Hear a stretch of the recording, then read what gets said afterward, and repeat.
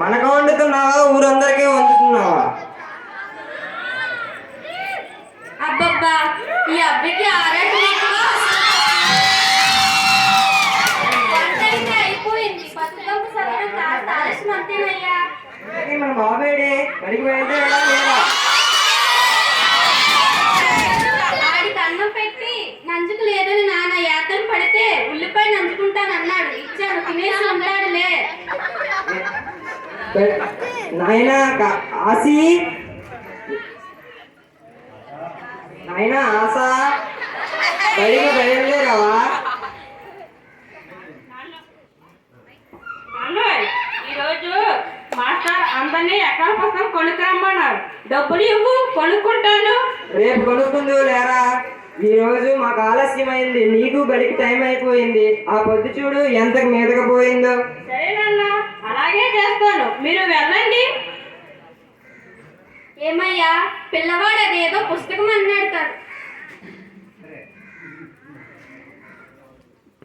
తర్వాత వీళ్ళు పొలం పనికి, పిల్లవాడు బడికి వెళ్తాడు. బడి నుంచి పిల్లవాడు సాయంత్రం వచ్చి చదువుకుంటాడు. తర్వాత వీళ్ళు పొలం పనులు ముగించుకొని వచ్చి తన ఇంటికి వచ్చారు. తర్వాత జరిగిన విషయం చూడండి. ఏమయ్యా పిల్లవాడికి అదేదో పుస్తకం అన్నావు కదా, కొనివ్వడానికి డబ్బులు ఇవ్వాల్సింది కదా. నా దగ్గర ఉంటే మారు మాట్లాడకుండా ఇచ్చేవాడిని. ఆ పుల్లారావు కొట్టుకు పంపిద్దామంటే ఆడు 6వ రోజుల నుండి బాకీ డబ్బులు అడుగుతున్నాడు.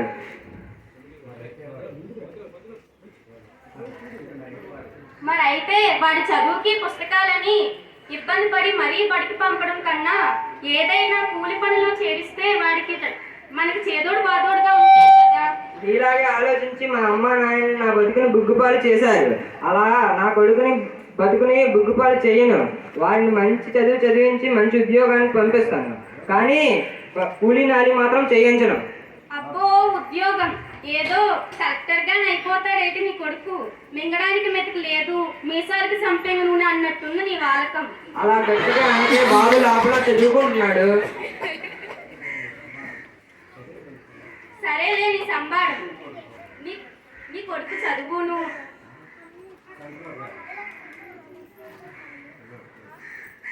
అన్న, ఈరోజు మా బడికి తనిఖీ ఆఫీసర్ వచ్చారు.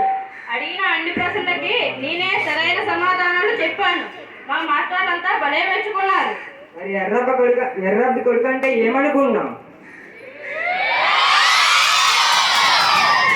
ఏమయ్యా పిల్లవాడు కదేదో పుస్తకం అన్నాడు కదా, కొనివ్వవా మరి? రేపు కొందాం లేరా? కొనలేదమ్మా, మా స్నేహితుడు పుస్తకంలో చూసి నా నోట్స్లో రాసుకున్నాను. ఇక రాసే పని లేకుండా రేపు కొత్త పుస్తకం కొంటానులే. కొనాల్సిన అవసరం లేదునా అన్న. నిన్న జరిగిన క్విజ్ పోటీలో బహుమతిగా ఆ పుస్తకమే ఇచ్చారు నాకు. మంచి పని చేసావు నాయన, లేకపోతే మీ నాన్న కొనేసరికి సంవత్సరాలు గడిచిపోతాయి. సరే, చాలా ఆలస్యం అయ్యింది, పడుకోండి. తొందరగా ఉదయాన్నే లెగాలి కదా. నాన్న, ఈ సంవత్సరంతో నా చదువు పూర్తయిపోతుంది. పట్నం వెళ్ళి పై చదువులు చదవాలి. నన్ను చేర్పిస్తావు కదా నాన్న? పెద్ద చదువులు చదివి నీకు మంచి పేరు తెస్తాను. మన బతుకులే అంతంత మాత్రాన, పైగా పెద్ద చదువులు చదవడం మన లాంటి వాళ్ళకి అంత తేలిక కాదు నాయన. అలాంటి మాటలు మాట్లాడితే కళ్ళు ఇల్లు రాలిపోతాయి, జాగ్రత్త. ఆ చదువు కోసం నా తల తాకట్టు పెట్టైనా సరే చదివిస్తాను. ఈ ఎర్రబ్బి మాట అంటే మాటే. సరే నాన్న, నేను నిద్రపోతాను.